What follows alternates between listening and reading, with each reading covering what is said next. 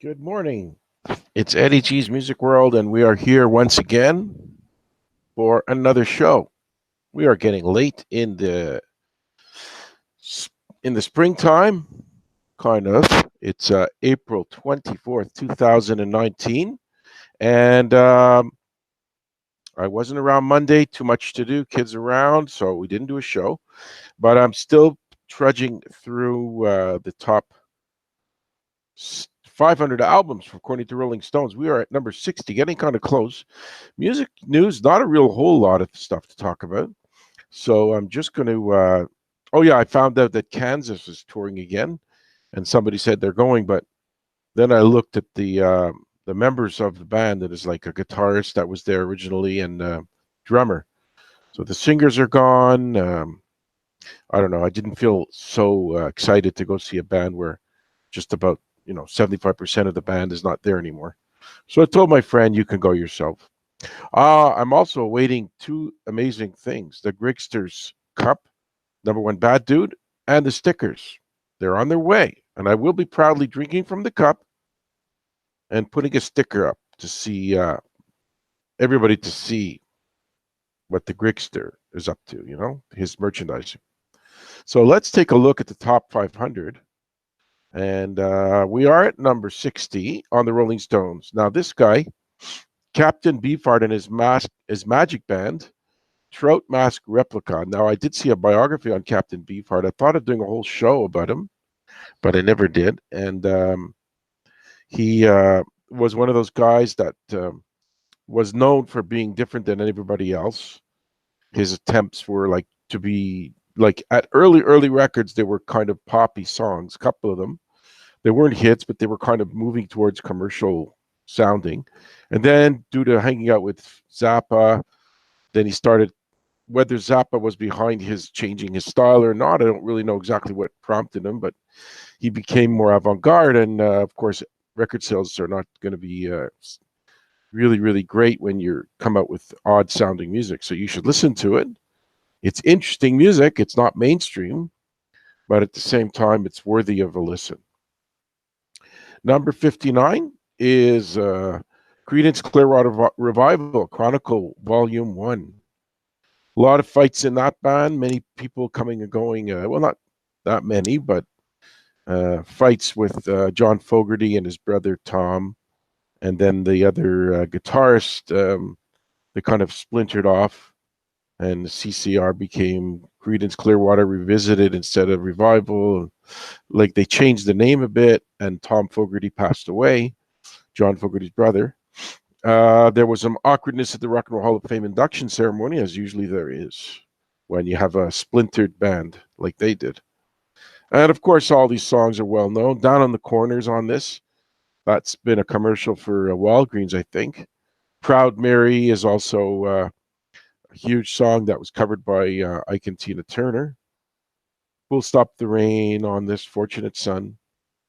And, this band had only a few years of a smooth running music before they had the problems, but they cranked out many hits during that time. Next is the Rolling Stones and their album Beggar's Banquet. We all know Mick Jagger's story. I've been talking about it. He seems to be back in good health. So let's assume the July tour dates will stay intact. Uh, this was late 60s. And trying to see if there's anything. Street Fighting Man was on this, Sympathy for the Devil, and other album cuts that were less popular, but it's one of their better albums, of course. And I'm sure if Mick and the Rolling Stones tour, they'll be playing stuff off this album. You can be sure of that. And Eddie G's Music World. Next is a band an act I've seen a few times. Stevie Wonder's Songs in the Key of Life. When this came out, this was a huge album, number one, and a lot of hits. Aisha, Isn't She Lovely? You hear the baby Aisha crying on there. And then when I saw Stevie Wonder the last time, Aisha, the baby that cries on Isn't She Lovely, was in the band, a full grown, tall woman in her Must have been by that time 35 years old or so. It's amazing. Stevie Wonder, how did he know if the woman, I guess he had a great way of finding out if a woman is attractive to him or not. He just took his hands and felt around to make sure that it was his type. That was an excuse. Probably said to the girl, well, I can't date you unless I have a feeling of what you look like. And then he probably touched her face. He says, yeah, but I gotta get an idea of the rest of you too. It's not fair. Other men, they can see you and they can say, well, I know if I like your looks, your body or not, but Stevie, you gotta give him the full tour before he. I'm not saying that happened. No, I'm just saying I actually did have it on good accord. A guy who was in the band that's the Contours, "Do You Love Me?" I met him after a concert, and he did say, so I have it on good authority. He worked for Motown. That Stevie Wonder did often like fake fall into women and feel them up because he used it. And he says, well, I can't see, so he can't be too mad. Anyway, Sir Duke was on this album, Pastime Paradise, which was redone by Coolio in Gangster's Paradise, and Sir Duke for Duke Ellington. Let's see what's next. 56 as we get closer. I'm doing kind of smaller shows now because if I don't have a guest, counting down, it's interesting, but I don't want to put an hours into it because I feel that people's attention span, I don't know if they're going to last an hour. So I'm giving you 30-minute shows. At some point, if I do get an interactive show, which would be great, maybe it'll turn into a bigger show or a longer lasting show for like an hour or so. Okay, number 56, Elvis Presley, 1956. So pretty early on. Sun Records, this is from those sessions where Charlie Rich was doing that, Johnny Cash, Roy Orbison. Those were all coming out of those sessions at the time. They all used the Sun Records. I guess he saved up a few bucks from his truck driving and did a demo, like early recordings there. Blue Suede Shoes was on this album. And I think pretty much the really good thing about Elvis is that he's so out of the current music scene that you start to forget some of his songs. So if they come up and you listen to them now, it's been a while since you've heard them because they're not currently rolling around even in oldies. It's older than oldies. This is like ancient music. Like oldies is 60s, 70s, and 80s, but Elvis's 1955 type of songs are so, for the most part, you don't hear them much anymore on the radio, which is good. Unless you listen to Sirius Satellite Radio on the 50s channel, then you hear quite a bit of it, I guess. Number 55, Jimi Hendrix Experience, Electric Ladyland. Is that the studio where a lot of these, I think that's named after the studio. Oh, no, it says the sessions were at the record plant in New York. The Electric Ladyland was the name of his band, maybe? I'm not sure. He had 2 or 3 different bands. Got Voodoo Child is on there. Jack Cassidy from the Jefferson Airplane was in this band at this time. Crosstown Traffic, All Along the Watchtower, the one that was a Bowie song. A Dylan song. And there's actual talk of a hologram coming out with Elvis, with some of these old rock stars. I'm not sure it's going to happen, or if it's going to happen in the case of Elvis or not. But I do know that there is some talk of holograms, maybe Prince or one of these, big stars that no longer is alive. They can beam his image, kind of look like they're singing on the records and somehow have a band playing. Not sure how they're going to work it out, but maybe an Elvis hologram would happen at some time. Number 54, should I guess what that is? Maybe it's Dylan. He's the guy who compiles this list loves Dylan. Ray Charles, I guess he loves Ray Charles too. The Birth of Soul, the Complete Atlantic Recordings. Wow, this goes back 1952. Music like I Got a Woman, What I Say, other R&B cuts that he did for Atlantic way back then. And kind of also covers some of his jazzier type of songs too. Of course, Ray did pass away. Must have been 2004. The Beatles are next. Not shocking that they'll be up on this list. Meet the Beatles. Okay. Can I add anything exciting about the Beatles? I don't think there's much more I can say. We all know about the hits and the longevity and the outselling of other bands and massive success. So, but this is one of the earlier outputs. You see on the cover the four guys. John on the left, right beside him is George, right beside him is Paul, and underneath is Ringo.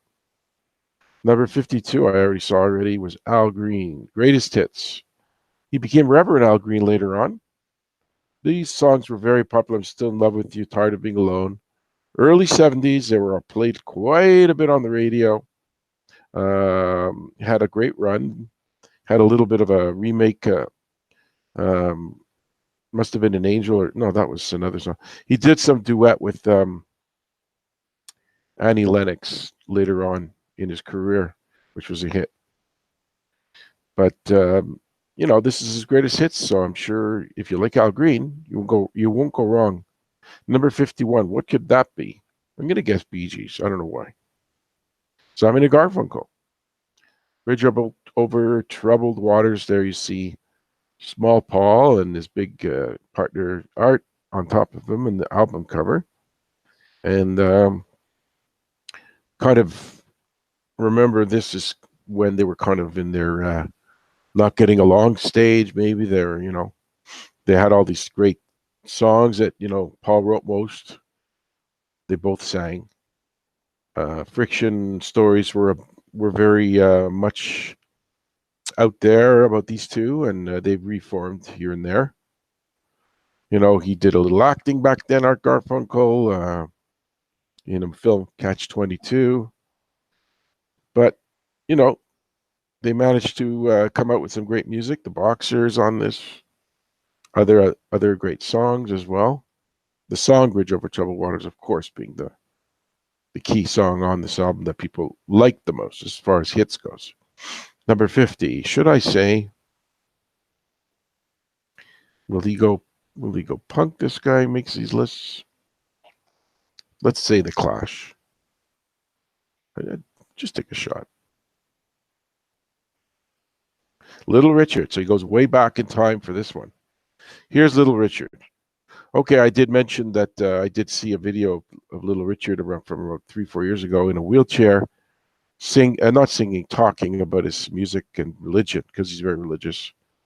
And it was kind of sad to see, that time has taken a super lively guy that jumped around the stage, sang well, played piano, reduced to a wheelchair, which is not a bad, it happens.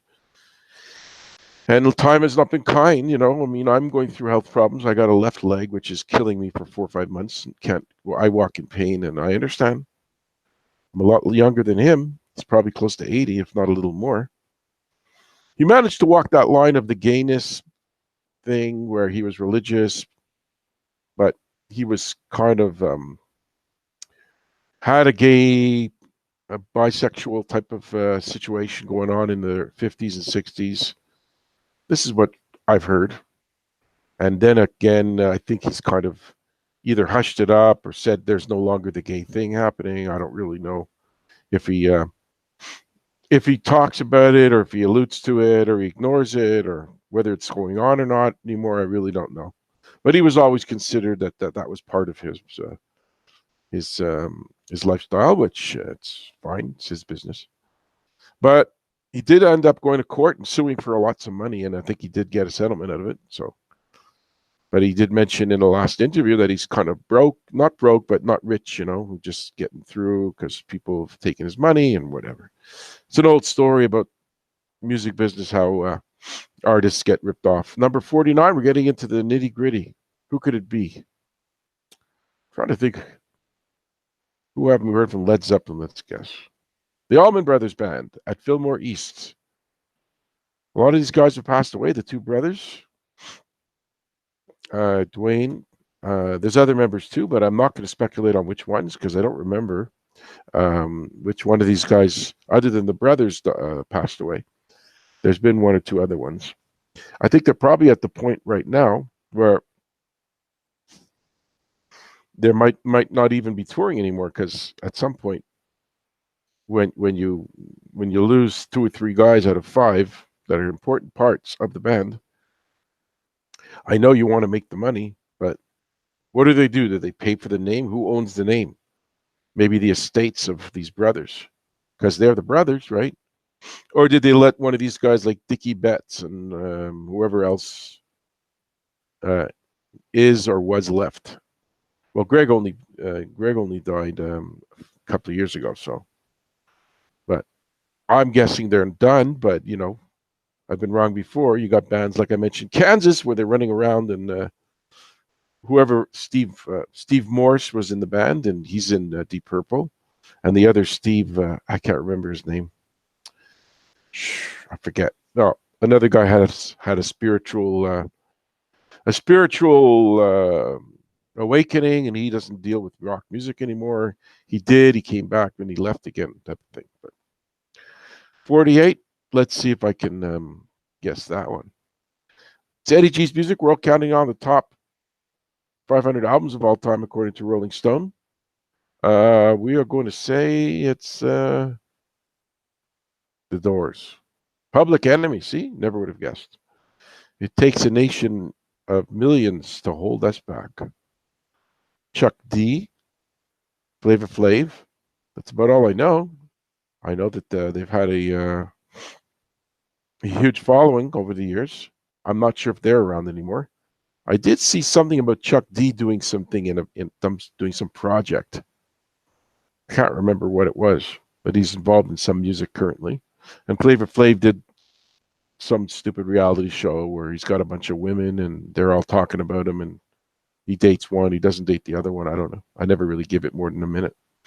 So that's number 48. 47.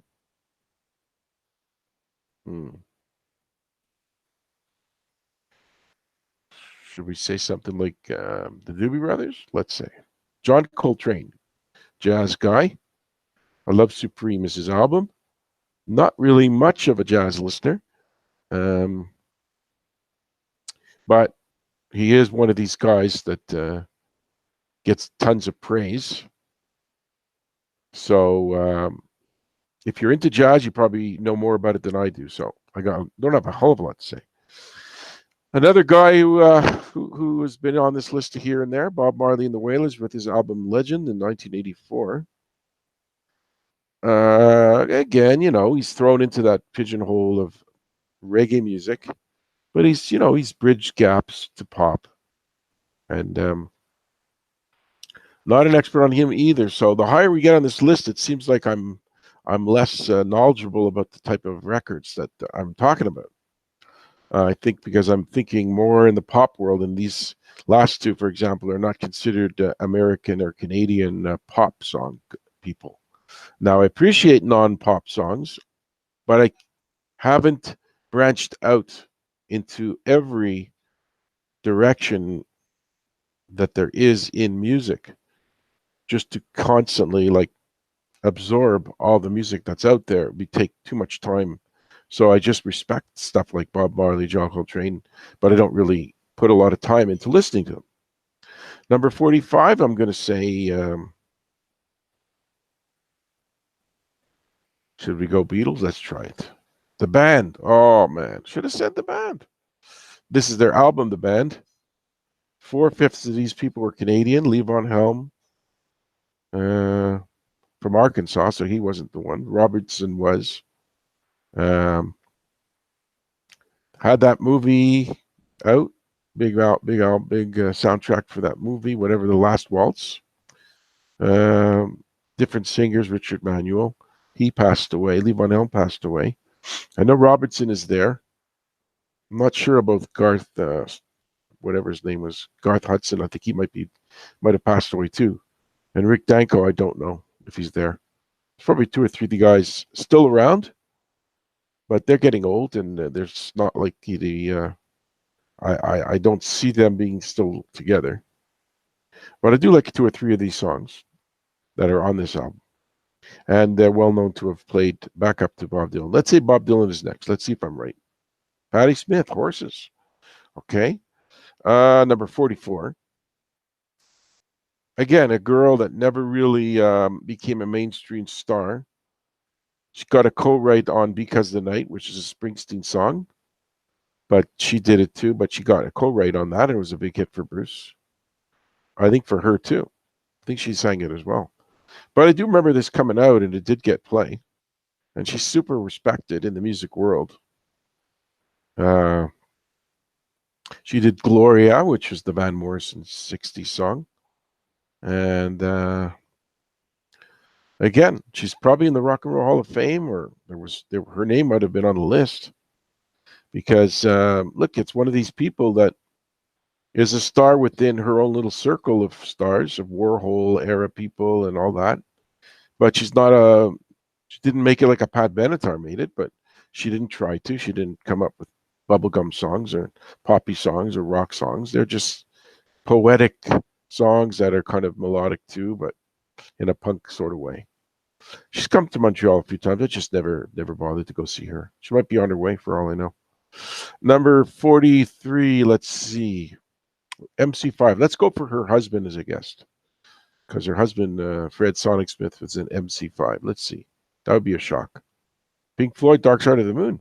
I was just on YouTube, and I had a great laugh.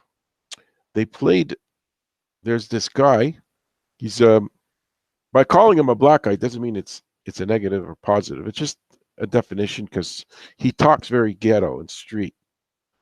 And he listens to classic rock songs, and as he's listening to them, he's commenting on his impression because he says it's the first time he's ever heard these songs. So, I mean, it's very entertaining. I advise you to look it up. I forget the guy's name. His name is Shaq something. Shaq Time or Shaq something. And he's listening to the two songs I heard him do was Stairway to Heaven, and he comments on it, and he listened to Time by Pink Floyd, and he does stuff like this. Man, that shit is freaky, man. I can't believe it. They're talking about time. And I'm amazed by them. That stuff is real amazing. Like he talks like he says it's his first time hearing it. These rock stars, they're brilliant. How did they think of doing it like that? So listen for that. Look it up. Time and the other one is Stairway to Heaven. And he's like super impressed. It looks very authentic to me. And he looks like he seriously is into what he's talking about. He's into like the songs. So then, what was the last thing I heard about Roger Waters? Oh yeah, anybody who ever goes and does a show in Israel, he's got to turn on them because he hates Israel's stance on not letting the Palestinians have their land. So he's very anti-Israel. I don't think it means anti-Semitic, even though Israel's all pretty much run by Jewish people, but he's anti-country of Israel per se because they won't let Palestine have their land that they've been fighting for thousands of years. So he's against Israel. So he must have talked about somebody that's playing in Israel, and he's mad, and well, I don't know. He's got something about that. It's his platform. But the album itself was great. I did see Roger Waters he recreated the whole album on his own. Not on his own, with a band, of course, at the Bell Center about 8-9 years ago, and I saw that. It was very well done. Nick Mason is in town, I think this or next week, doing the Saucer Full of Secrets album, and maybe another album he's the drummer, so he's hired obviously other people to flesh out the band, and he's doing it at Place des Arts for quite a bit of money, $150, but it's pretty much a cover band except the drummer's there. So it's like Selling England by the Pound redone by whoever that group over the garden wall. There's a Genesis tribute bands, 2 or 3 of them that run around doing old Genesis albums. So it's almost the same, but since there's one guy from Pink Floyd, Nick Mason, it kind of makes it 25% of Pink Floyd, whatever. Oh, I said the Doors earlier, and here they are. I was close. The Doors, first album, Legend has it that I never knew. In the book, Sugarman wrote this book, Danny Sugarman, who at 22 years old, I called him up and convinced the publicist that I had a planned interview. I didn't lie. I just said I want to interview him. And I didn't have an appointment to do so, but he took the phone and he wrote the book, No One Here Gets Out Alive, and I have it on a tape from 35 years ago, so it's pretty, I'm not sure where it is, but it's somewhere in my box of tapes. And I asked him questions, so I'm actually planning to get more rock stars on my show, or even if they're small time, they don't have to be like huge stars, just to do some interviews. But technically, I always get bogged down with all these buttons and pressings and Skype, and let's not even go with this OBS studio. My friend Grigster's a good guy. He did kind of guide me to the beginning parts of it, and I got all tied up with that and couldn't figure out. I tried it for a few days and gave up, but I could try it again. But I might try to get some musical people on. But anyway, the Doors were, I love the band. They've always had a great mix of the keyboards, the guitars, the drums, the singing. But legend has it that Ray Manzarek was on the beach, and Jim Morrison was on a beach, and somehow one of them was reading a book, and then I think Morrison said to Ray Manzarek, or maybe it was vice versa, "Oh, you like that poetry, eh?" And they started talking. "Oh, I'm in a band. I'm looking for a band." And that's the legend says that's how it all started. But it is a brilliant album, so if you've got time and you don't know it, give a listen. This will be the last entry on my show for the week. Number 41, shall I guess? I was very close with the Doors. Let me see. Who am I forgetting? Let's say Deep Purple, number 41. The Sex Pistols. See, I was thinking punk earlier on, and sure enough, it showed up when I didn't expect it. I just heard a very funny fight between John Lydon, who used to be called Johnny Rotten, with one Marky Ramone. And they were yelling at each other how I was the king of punk and you're nothing. You're not even an original member. Johnny Rotten was saying to Marky Ramone, and Marky Ramone was saying you can't play, you can't sing. And so it was like a huge battle going on between those two guys. I remember this is a very distant memory, but when I was 17, when this album came out, there was some show that I heard, and they said, we're featuring new bands out there, new music that's really catching on. And the two that I remember was the Van Halen first album, so it must have been 77, and this one, Nevermind the Bollocks. And I was like freaking out, like, wow, this was like heavy rock, like punk and whatever. So I remember being pretty impressed by this. And I did eventually, I think I bought either the album or the cassette or whatever. And again, this is a band that was very anti-commercial. That was their whole scene. They were anti-Queen, not the band, but maybe the band too, but the Queen of England type of thing, who's still somehow alive at 90-something. And that's one of the things that John Lydon said to Marky Ramone. Yeah, we had a purpose. We were protesting. You guys didn't stand for anything. We stood for anti-establishment, the Queen, and all. We hated the Queen. So it's like they were arguing. But this came out, and it was, see, as a catch-22, they never made a big money back then because they were so anti-pop that the music, while it was pretty good, never had a hit per se in the U.S. because they were screaming and yelling about all kinds of political stuff in England, so it wasn't the flavor of the time. Anyway, Eddie G's Music World, let's hope there were no technical glitches, is done for the week. There will be a show at next week and come up with something novel, and maybe I'm going to try.